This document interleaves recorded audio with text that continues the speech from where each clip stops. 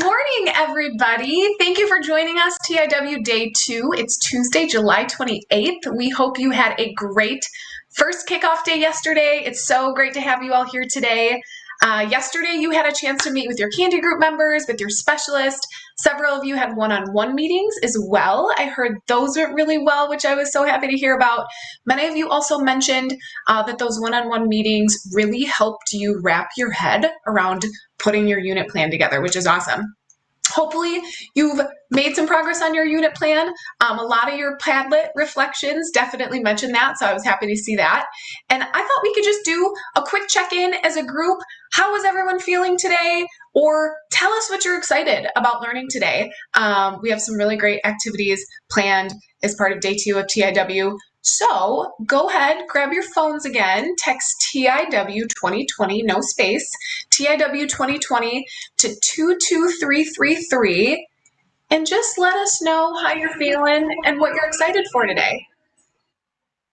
I see someone is excited to meet with their job shadow person. Someone else is really motivated to be intentional in their unit and lesson planning. Love it. Excited for your job shadow. More confident. Good. So you're moving on the tech continuum. Awesome. Still leading more. You're excited for the job shadow. Absolutely. Absolutely. The job shadow is, I'm so excited for you all. Today is going to be super great. Working hard on your unit plan. Okay. All right. Good. I'm glad. Ooh, a 3M job shadow. That'll be fun. They'll have to make sure that you share your experience with your Candy Group members. Creating or trying new tools, creating assessments. Absolutely. Wendy will be back today for her breakout session on creative formative assessments. Excited for the breakout session. Good. Yeah, we have a great lineup today too. And someone's excited to meet with their Candy Group leader. Okay, feeling okay. Excited for the job shadow. The job shadow, I will say, so many of our attendees tell us that the job shadow is their favorite part of the TIW experience. Someone's feeling fabulous. Love the positive ideas from the group. Good. You've met friendly people, of course. Come on, we're in Minnesota. Minnesota nice. People are excited to learn more. Good. Awesome. We'll keep those comments coming. So happy to just see the positivity and the energy. Someone had a light bulb moment with your unit plan, an aha. I love that. I love seeing that. I know we love seeing that in our students too. So finding more about technology integration that will engage and make experiences more meaningful. Awesome. Okay. I love it. We are excited about a lot today. I think a lot of you are going to get to experience some of those things you want to learn. So thank you for sharing your comments. Glad to see everyone, or a lot of us, are doing really well. Yesterday, a lot of you also posted some reflections on day 1 on Padlet, on Flipgrid. Remember, you get badge points for that. So remember to do that if you haven't already, and those will be available for day 2 as well. And I just actually wanted to share a couple of your reflections. A lot of people said they were excited. They had great breakout sessions. They were excited about connecting with people in the business community, which is fantastic. Like I mentioned before, we've got a great round of sessions today. Your job shadow hosts are so excited to meet you, and I know you're excited to meet them. A lot of you commented that you're overwhelmed. There's a lot of new information in a short amount of time, and I totally validate that. Yes, there is a lot to take in. We have condensed TIW from a 4-day, all-day workshop to 3 half days. So give yourself some grace. Take some time to breathe. Give yourself some time to unpack it all. Remember, you have until Friday at noon to submit your unit plan. So you've got some time. Your Candy Group leaders, your specialists, they're super excited to meet with you. So just give yourself some time, take it all in. A lot of people got great ideas for new platforms and digital tools to include in your unit plans. Sounds like the breakout sessions were helpful. And I'm just so happy to see that so many of you have already, you mentioned you had some light bulb moments, you're making unit plan progress. There were a couple other really interesting reflections from some of you just about being mindful of the conditions of our students' learning environment during distance learning, and just kind of understanding students' level of comfort with technology as you think about integrating new technology tools. I know someone mentioned that They know that their students' level of technology and comfort isn't as high as maybe other groups of students. And so just being really mindful when you are developing your unit plan that it not only kind of matches your comfort level in teaching, but your students as well. And if there's a wide range of comfort levels within your classroom. So great to see the feedback. Appreciate you sharing those reflections. We've got another great day lined up. First up, in just a couple minutes, we'll have our What's Trending in the Workforce panel. And then later this afternoon, as you know, you'll be jumping into your virtual job shadow. The job shadow is a really great opportunity for you to get firsthand insight on the business world and how it relates to your work and education. Best Prep's mission is to prepare students with business, career, and financial literacy skills through hands-on experience to inspire success in work and life. And the job shadow is a chance for you to learn the skills that companies are seeking in new employees and what will be expected of the next generation of the workforce, which is your students. You can expect a few different things from the job shadow. I know I've sent a lot of updates and information over the past few weeks, but typically, as you know, the experience is in person, but there still will be a ton of value in connecting virtually with your business partner. They have great agendas lined up for you. Our volunteer business partners are coming from leading Minnesota businesses. Some are coming from Fortune 500 companies, and some are even hosting you from out of state, which is really cool. First time ever that we've got out of state volunteers for the job shadow. And we really hope you'll take this experience and just use it to help build those key business and career skills in your students. We also know that business partners want to know more about the world of education, and we really hope that you'll share your insight as an educator of the challenges and opportunities that Minnesota schools, students, and teachers have looking ahead, because your insight is very helpful for them to understand on your side of things what you're experiencing. I also think it's going to be a really great time for you to discuss similarities and differences between distance learning and remote work. And so what they may have experienced in the remote work transition, just like you experienced in the distance learning transition. Some of you mentioned you're a little bit nervous, like we're just throwing you in there with this stranger. I totally get that. If you're not sure about what to talk about, you can refer to the Job Shadow discussion guide. So we emailed that out to you. We also included it in the welcome packet, so you have a physical copy. And then you can also find it in the TIW resources tab in the event site under workshop resources. And at Best Prep, we really know the power of collaboration, and we see ourselves as a bridge between education and business. And the job shadow is really a time for you to have further discussion on how education and business can continue to collaborate to support our student success. We know that that's a key to student success. The workforce panel is an excellent way to kick off our second day and get some insight and knowledge from experts in a variety of industries. I'm so excited to have such a great panel here today.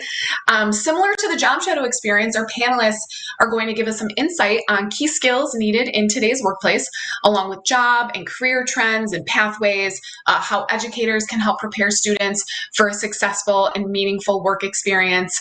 Today, we are joined by Trisha Farrow from Verseek, Dan Lundin by Radisson World Headquarters, and then Scott Morris from 3M. And the panel will be moderated by Cole Turnbow, Managing Director at Accenture. Cole is also a longtime Best Prep board member and an amazing advocate for Best Prep's work. So Cole actually specializes in driving delivery excellence in Accenture's implementation and application support operations. He currently is the client account lead for a large North American utility and is the Minneapolis local market lead for resources. Cole is the quality assurance director for several North American utilities, including Baltimore Gas and Electric, Exelon, Portland General Electric, and Entergy, among others. Cole lives in Eagan, is married, and has 2 kids, and he enjoys running, skiing, basketball, generally anything outdoors, and is an avid University of Michigan sports fan. Cole, great to see you. Thanks for being here this morning. Hey, Steph, how you doing? I'm going to hand it over to you, Cole. Good morning. Thanks. Thank you for the time for today. As Steph said, I am part of the Best Prep board. I've been part of this Training in the Workplace panel the last 3 years, and I'm really excited to be part of the moderator this year. With that, I will pass it over to our panelists. We have three from three different places, and we'll have them introduce themselves. Trisha, do you want to start? Great to be here.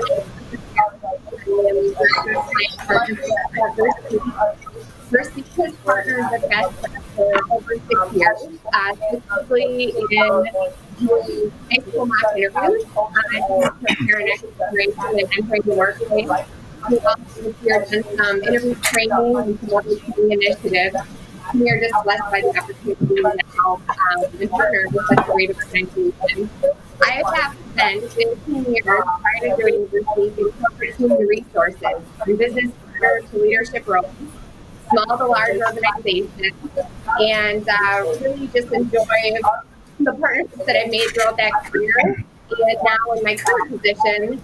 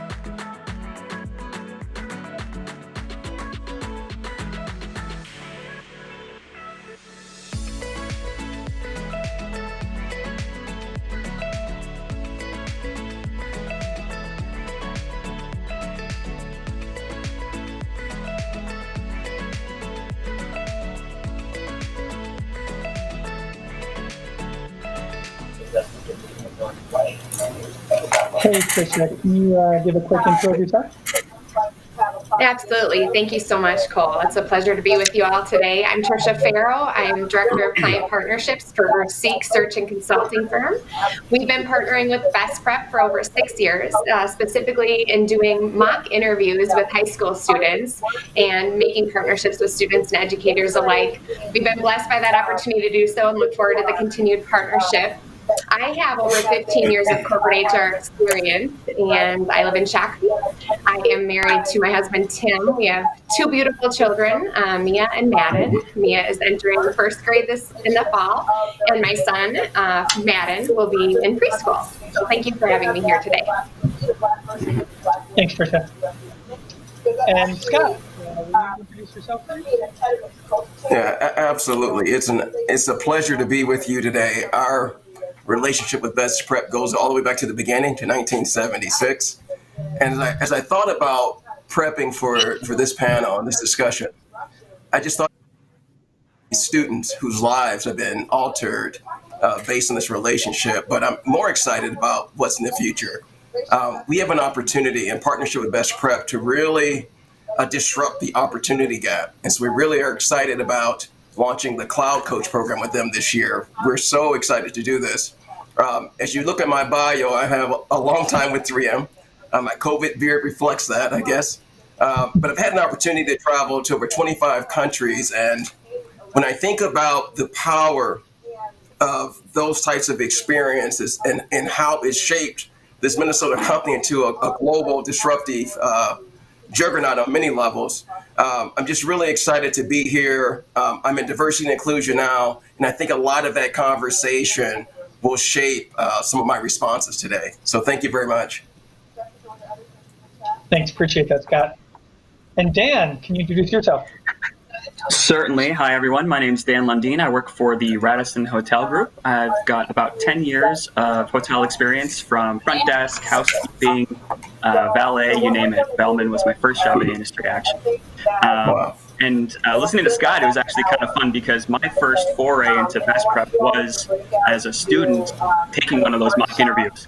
And I wasn't the greatest student on the planet, but I remember that mock interview, and those were skills that I took with me into the workforce. So for the teachers out there, even if you have a student that's rolling their eyes, there's value to what they're learning in those experiences. And that's actually what brought me to volunteer for Best Prep is that the knowledge that I learned in just, a few short minutes that I was able to take with me in my professional life. So very excited to be a part of this panel, and thank you to all. Thank you, Dan. Appreciate it. All right, so we would love to get questions from all of you. Use your phone anywhere app to submit those questions. We have a handful we'll start with, but we'll move to some of your active questions here in just a little bit. Dan, why don't we stay with you here? Is there a skill or attitude that has a high correlation with a successful employee? By successful, I mean it moves into more responsibility. Sure. In short, a good attitude. I always say I like to hire nice people, right? Because good people have good attitudes. They're agents of change, and those are the people that are going to want to do more and excel. And that's not to say that the people that are content in doing what their job role is are bad employees. In fact, some of my best employees are the ones that just want to come in and do the work, right? They're comfortable, and there's nothing wrong with that. But for the people that want to advance, those are the people that show a willingness to take more on, even if it's not in their job description, and do so with a positive attitude. And I would say that's the biggest quality that I look for is that attitude. Excellent. And Scott, would you want to give your perspective too from the 3M side? Yeah, no, I agree with Dan. He's spot on. Attitude is huge. I believe that we hire a lot of good people, a lot of people with talent. So I consider like those kinds of baseline things. When I think about attitude, I think about that next level. And that, in my mind, is mindset. So do you operate with a growth mindset from the very beginning? What's your ability to value create? That's huge. And are you able to value create in alignment with the organizational goals? I think that to me is really paramount. If you're able to value create and do those things and do them exceptionally well, I think the next piece in terms of being promoted is how relevant are you? Who knows what you're doing? And I think that the next level, depending on how high you go in the organization, is do you have someone that is either sponsoring you or advocating for you? So in my mind, that's sort of the secret sauce as it relates to leveraging your skills, your attitude, but I think your mindset, and then how you create based on the organizational goals or the school goals, right? I think that's what really makes a big difference. Excellent. Thank you, Scott. Trisha, next question for you. When you were in elementary school, not too long ago, what were you interested in? What did you want to be when you grew up? Is that connected to what you do now? And who helped you find your path in the career? All right. When I was in elementary school, I grew up and my dad was a barber and he owned his own barber beauty salon. And I would go to his shop a lot. And so I thought that I wanted to go to beauty school growing up in elementary school. Is that connected to what I'm doing today? It isn't. Actually, along that journey in education through junior high and high school, my parents both encouraged me just to reflect on that a little bit more and what did I want in life and what were my strengths.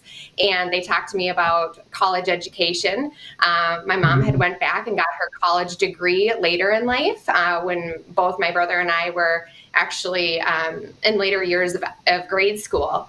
And so we saw her go through college and we wanted that experience. I realized I wanted that experience right after high school and what pros that had for me in order to basically further develop, and get to know who I am and what I wanted to be when I grew up. And so by no means is that connected to what I'm doing today. The person that really helped me find my career path is a wonderful woman that I was introduced to by my high school boyfriend, who is actually now my husband, his stepmother. She was in HR consulting, and I ended up working for her at her resort that she also owned one summer. And she offered me an opportunity to intern with her, helping her support her HR consulting business. And from there, I was in college pursuing a psychology and communications degree. I thought I was going to be a psychologist.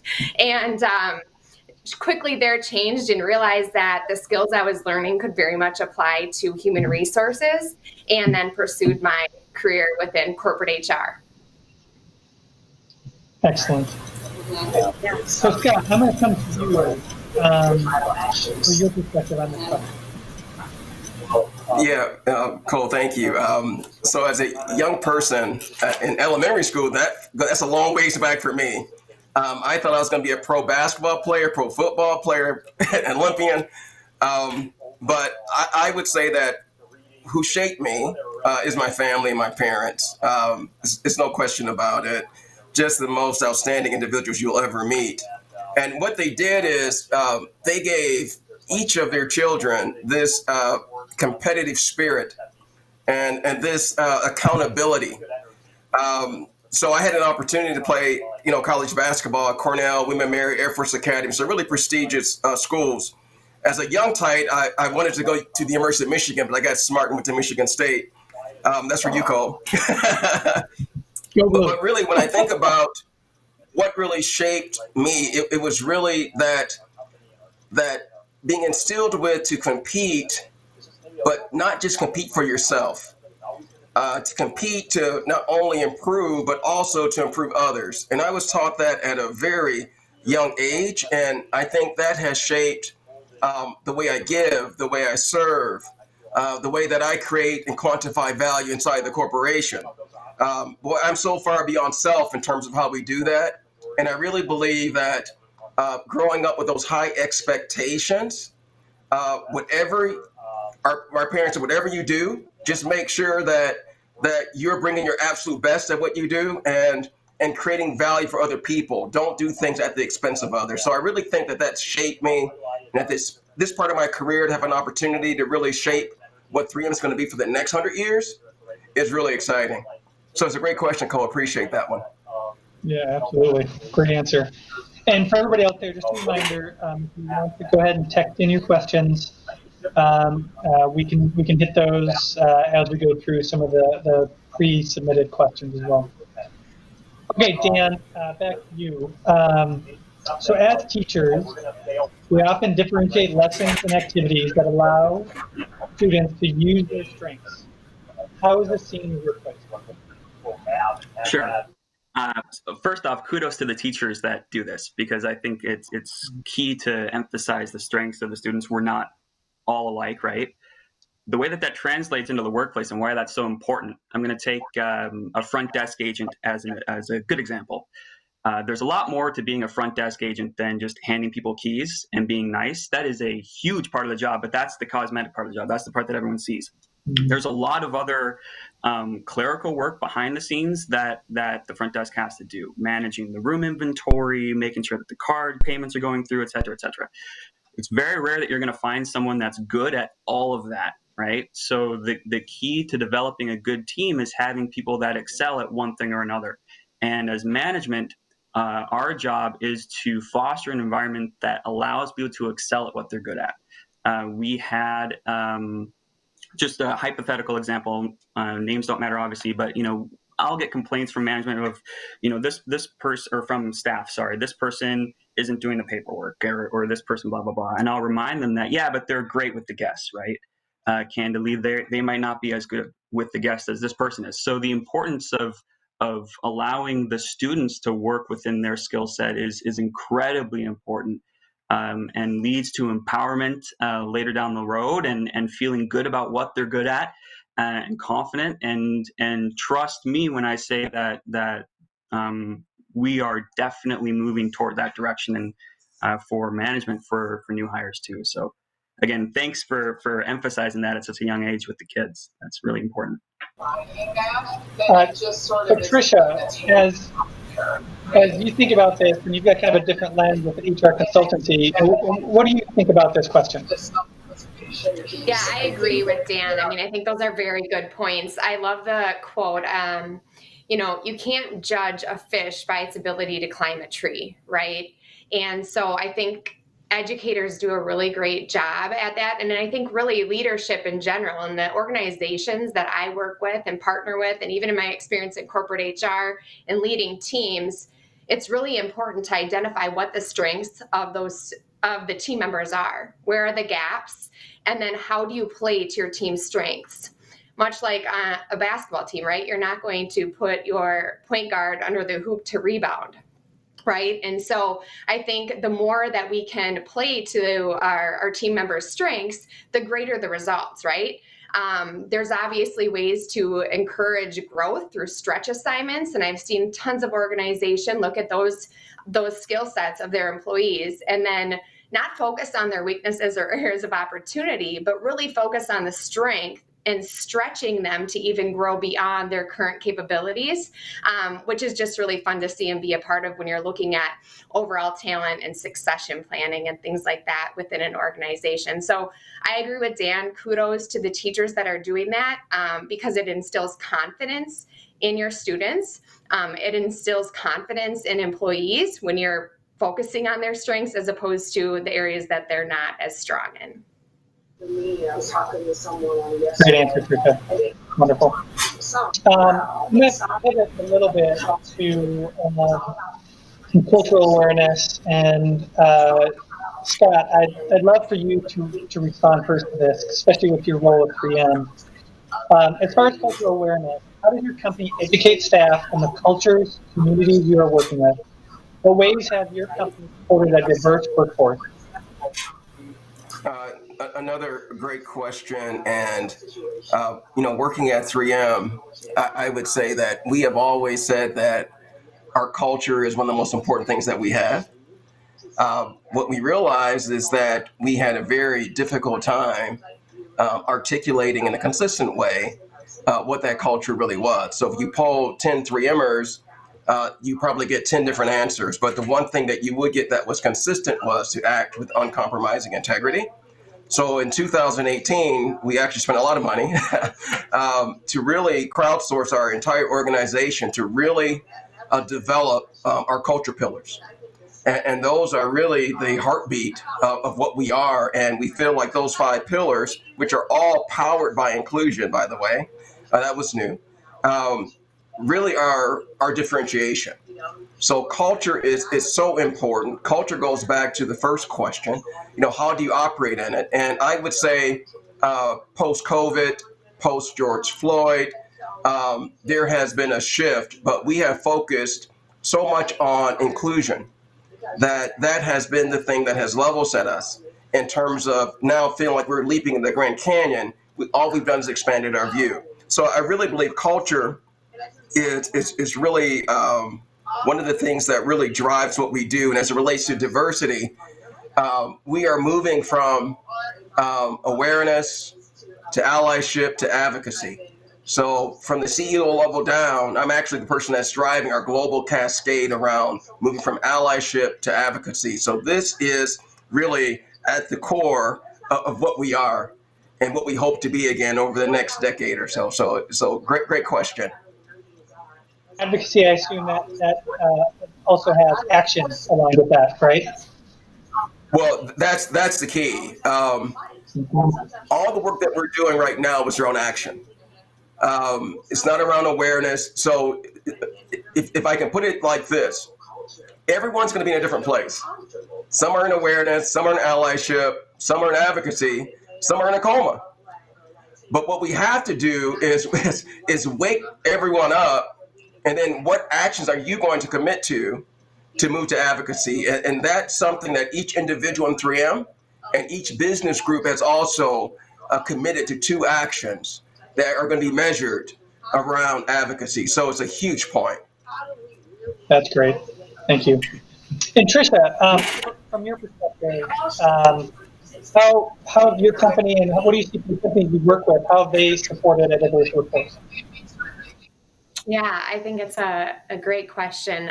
Within Verseek, we are on this journey as well. We're holding up the mirror to see what we've done so far, reflecting, and then making improvements along the way. So we are looking at internally who makes up our workforce, how we go to market, how we're actually posting job descriptions and things like that. I mean, our employee handbook, our policies, procedures.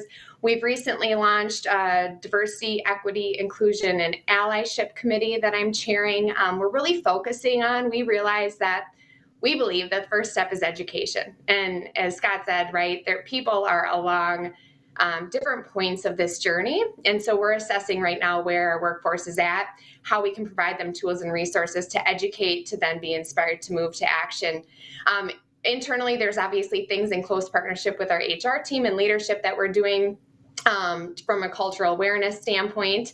And then, with our clients, we have the opportunity, especially within the space that I work in, oftentimes your diversity, equity, and inclusion is reporting into HR. You do see it reporting into CEOs of some companies, which is also wonderful, but we have the opportunity to really lean in and listen and partner with organizations to hear the initiatives that they're rolling out and how they're responding to the social unrest and how they are educating as well as taking action, advocating and becoming allies. So I think, there's not a one size fits all formula because it really depends on where your organization is at. But the most important thing I would say is to obviously provide educational resources, to really reflect, to lean in and listen and learn, which then will inspire action. And we believe that, the small changes that we're able to make will definitely amount to great movement over time. And we're excited to also be looking at our partnerships, that our give back initiatives, and making sure that those alliances are strong so that we can help be a part of the movement forward. Great. Appreciate that. So I'm gonna go to you for the next one. What are the employment opportunities for people without a 4-year degree? Interesting question. I'm one of those people. I'm speaking specifically from the hotel industry, obviously. One of the reasons why I fell in love with the hotel industry was because of the upward mobility that was possible, right? The sky was the limit. As long as you showed a willingness to learn and a willingness to be an agent of change and a willingness to show up to work, right? It's not an easy job. It's notoriously very stressful, very high volume, which luckily for me played into my strengths. Someone that really appreciates having that mental stimulation constantly, right? So I feel very, very lucky to have fallen into the industry.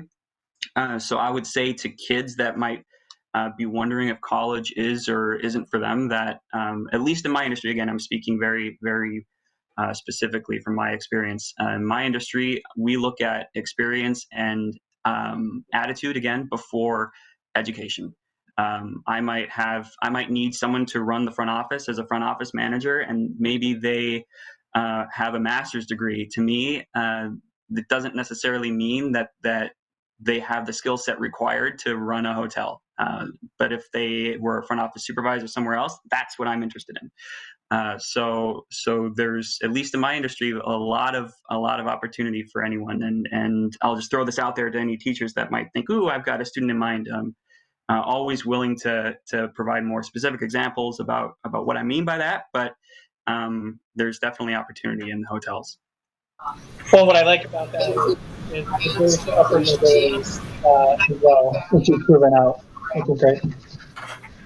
Scott, as you think about TM and the opportunities for non-4-year degrees, how does 3M look at that?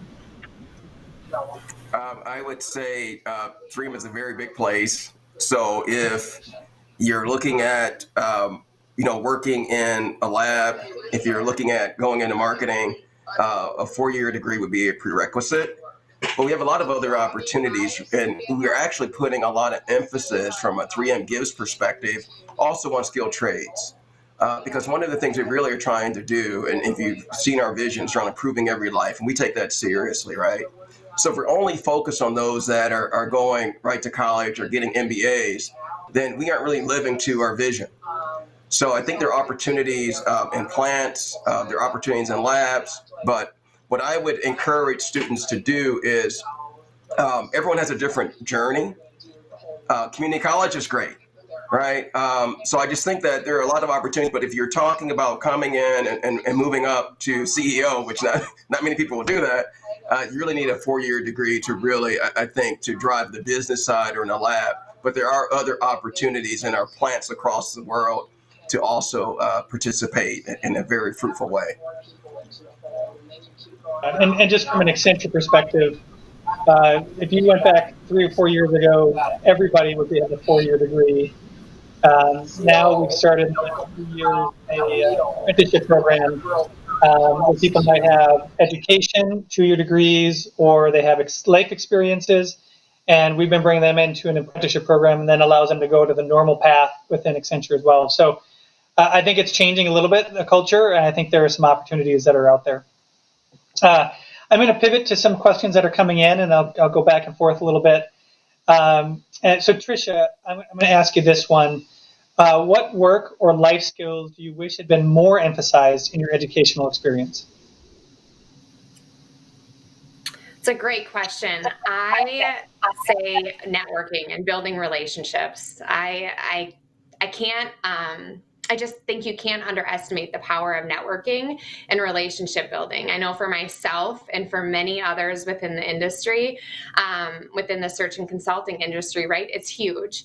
But even before I landed in my current position, I have been very fortunate to have had mentors in my life that really, outside of, to be honest, the school system, that really pushed strong relationships and networking and staying in touch with people and fostering relationships and nurturing them, really to add value to their life.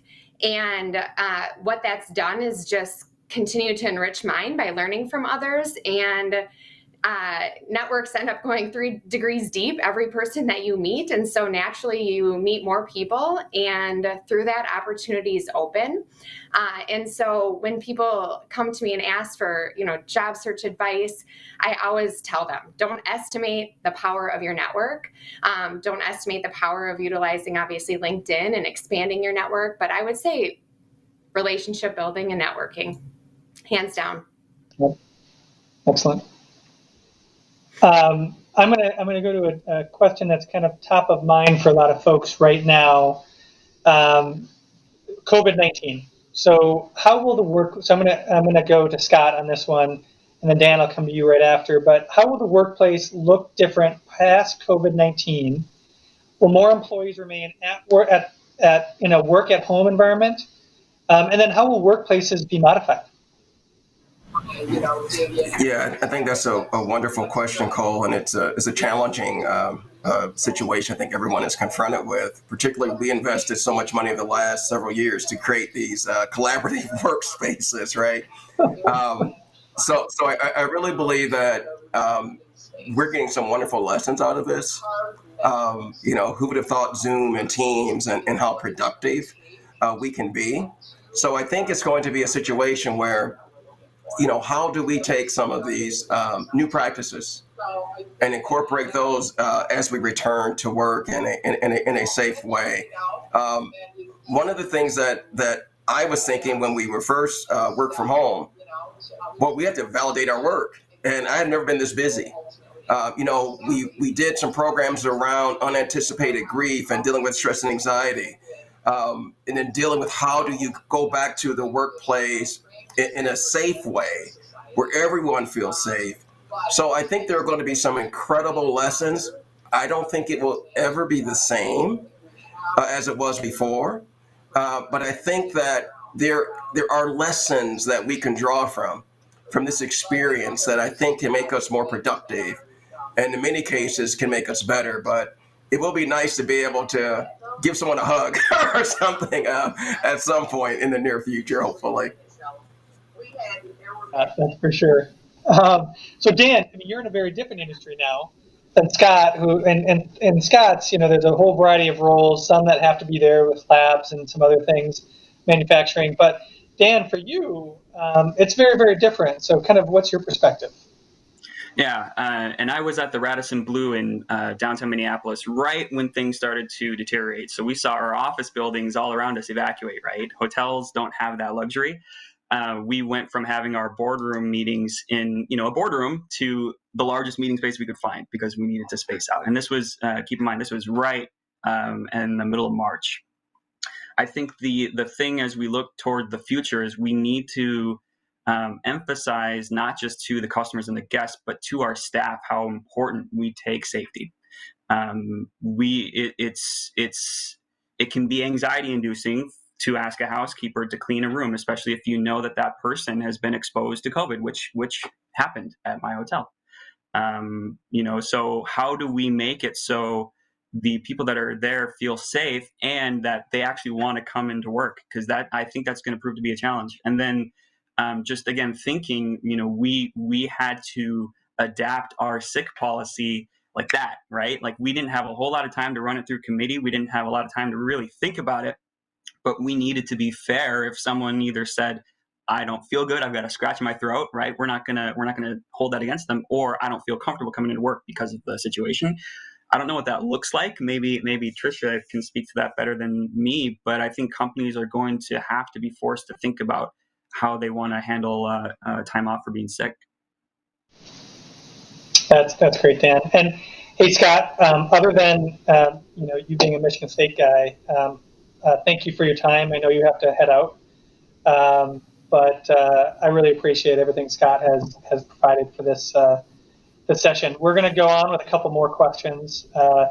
Trisha and Dan, you get to take the heavy parts of this now. So, Trisha, this is going to be for you.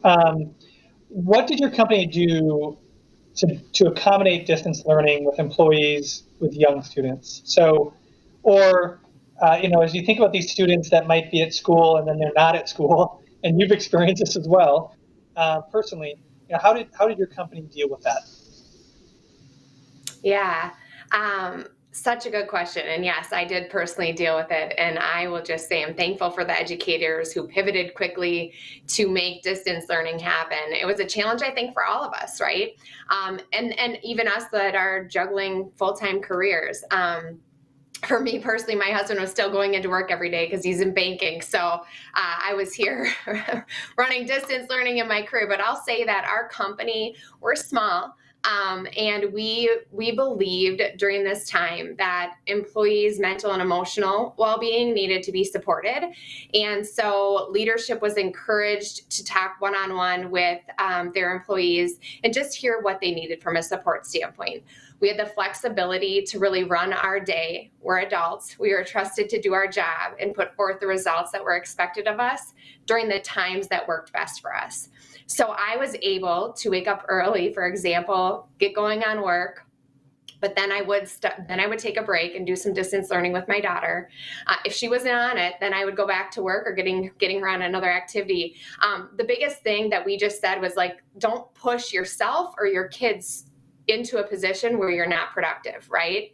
So if I know during this new environment that I'm not most productive, between 12 and 1, well, then I'm not going to work during 12 and 1. I'll try to get distance learning done. So we were really flexible. I think a lot of companies, like I said, I have, the luxury of kind of being a hub because we partner with so many companies here in Minneapolis and St. Paul. And talking with HR leaders and leadership in general, a lot of companies responded this way. People's health, the number one concern, I was on an executive forum for HR professionals, and the number one concern for HR leaders was the mental health and well-being of their employees during everything that's happening in this world. So we found that a lot of our clients responded in a similar way. And I think, Mark Cuban quoted several times, said how you treat your employees during this time will determine your brand for years to come. And I fully believe that to be true. So, yeah. That's great. Thanks, Trisha. I'm going to move to another topic. And those of us with kids know that social media is pervasive. And so I'm going to start by Dan. When hiring, are candidates' social media profiles reviewed?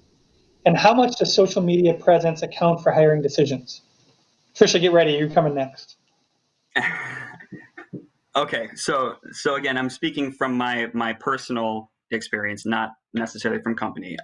Personally, I don't review people's social media either before hiring. If I do, it's before the interview process, and it's so I know who to look for in the lobby when I greet them for the interview. And that is about the extent that I'll go to in reviewing someone's social media. Candidly, I don't care unless I see something that is racist or just egregious, right? But other than that, just so I can put a face to the name is about the extent that I use social media when looking at applicants. Trisha, how about on your side? Yeah.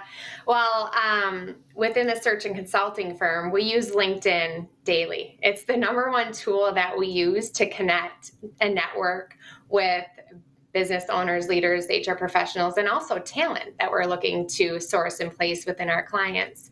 So we use LinkedIn daily, but I will say, prior spending 15 years in corporate human resources and leading teams within the HR function on talent acquisition side, we would say no, do not look at social media. And I think it's for reasons that Dan just said, right? I mean, what you're going to find on social media are really personal viewpoints, personal lives, and you never want to put yourself or your company in a situation where someone thinks they weren't hired based on something that you saw on social media that you didn't agree with.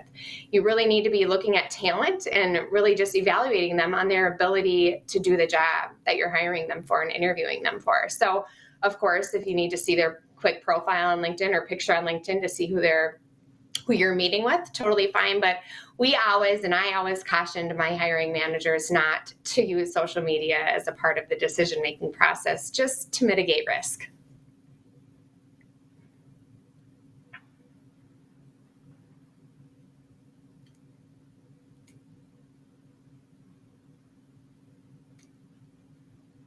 Cool. I think we may have lost Cole. I think we did.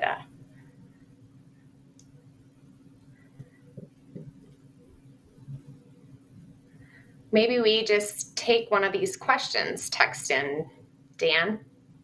Sure. let's pick one that we like. I like that. What were some ways you motivated employees to stay engaged during remote work? How could teachers replicate that for engaging students? I can go, Dan, Sure. first, and then if you want to add in.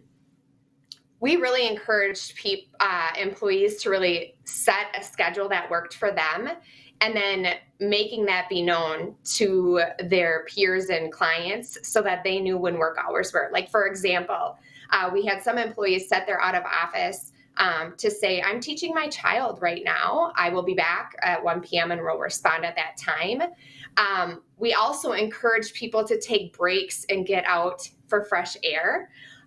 We encouraged physical activity. We encouraged things that brought life to people and brought energy to people. So if I was someone who liked yoga, we said, do yoga, right? Because we knew that if they gained energy from something of interest, then they would be that more engaged and productive at work. I will say, for trying to keep my daughter engaged, we did just that. I mean, what did she love to do, right? She loves to color, she loves art, she loves playing with her Barbies.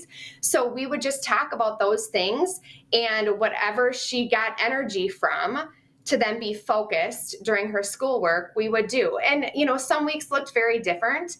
I think every single work week, every single school week, education week is not going to look the same, especially during these times. So we just really were fluid, we were flexible, we were nimble, we were willing to change the routine just depending on what was going on. And I think the more you can be flexible with the students and not as rigid, which I know can sometimes be hard to plan your own days, but is just really great. So Dan, would you add anything? That is the other thing to keep in mind too, because I started shifting to working from home back in April, and there are two types of people, generally speaking: those that like working alone and those that like working with others. And the people that like working with others are really struggling right now. So I would say one of the ways that we can keep kids engaged, or me, or employees or whatever, is to encourage collaboration, whether it's through Teams, whether it's through Zoom. I mean, even if it's just for 20 minutes a day, find a group of 2 people and collaborate on anything. That would be great. And then the other thing that was a shock to me as we transitioned was just the amount of time I would feel guilty the minute I stepped away from my computer. And just to emphasize the point that Trisha made, was the importance of breaks. I mean, at the corporate office and Radisson headquarters, we've got a Pac-Man machine that's there to help people hit the reset button and take breaks. But for some reason at home, I feel guilty, taking a 10-minute walk outside. And I think that was a huge mental barrier to get through, was that it's okay to have a break in your day, and it's okay to do something with that break that's not work related. I would say that's the thing that I would add to that. Awesome. Thank you. All right, well, that is our final question. Hopefully it was productive. This is a very odd format considering what we've done most years with the panel, but I hope you all appreciated it. And I really thank the panelists for everything you've done, taking time out of your day to be part of this. Steph, I'll pass it over to you. Thank you so much, Cole. It was a little different format, but I think you all handled it really, really well. Thank you so much for your time. I will echo Cole's comments. Trisha, Dan, thank you so much for being here. Scott, I know we had to head out early, but just really amazing insight that you shared about your own experiences, skills to hone in on, being flexible, understanding mindset, aligning different goals. I think teachers, hopefully you can take some of their comments and think about how you might be able to create some of those experiences with students, whether that's in person or virtually. Cole, so great to see you. Thank you so much for moderating. Really appreciate your time and helping us have this lively discussion.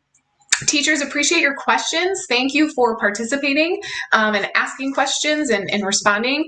We really hope that you enjoyed the panel. Next up, we've got a break. That was perfect. Dan, Trisha, they said, go take breaks, take a walk, get some more coffee, get a snack, get up and stretch. We got to have a break until 10:10. And then more breakout sessions. And I really, really hope you enjoy the day. Candy group sessions will follow, and then your job shadow. Thanks, everybody. Have a great day, too.